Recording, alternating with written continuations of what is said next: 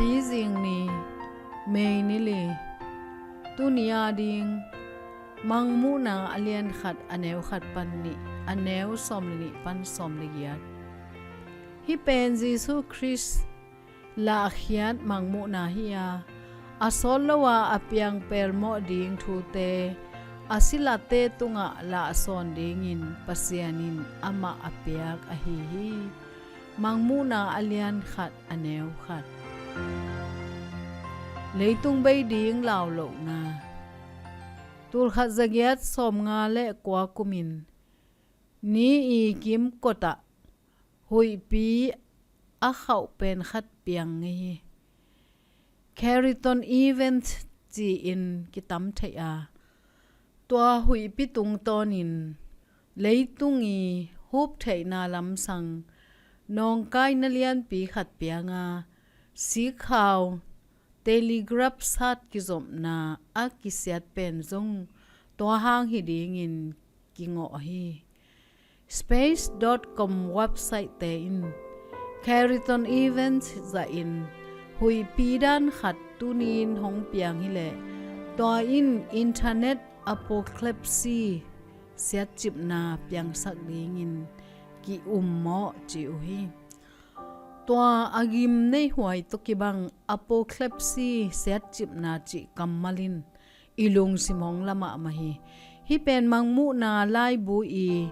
Greek thulu hi pa hi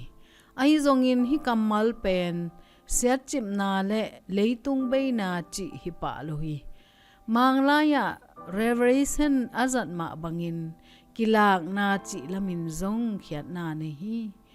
MANGMUHNA ki pat na a hilai bu pen Jesu Khris lahkhiat MANGMUHNA hi chi to ki pan hi MANGMUHNA sunga Jesu pen Pasian tu no ki chi a John in to kamal pen somni lenga vei bang nana jang hi MANGMUHNA sunga Jesu pen amit te mei kwang to ki bang hi a he te mei khuka aki hal san sum ngo siang to ki banga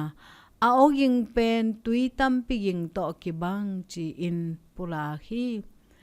John in Pasian tu no amo phetin a khe phunga misi bangin kapo hi chi hi ai zong in to tu no in ama longa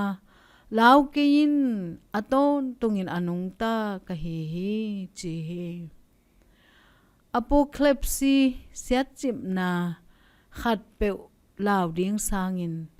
MANGMUHNA lai bu pen a thoki min pha ki pia Jesu Khris hongla lai bu hi chi in ipom zo ding hi ama pen ibiak pa a hi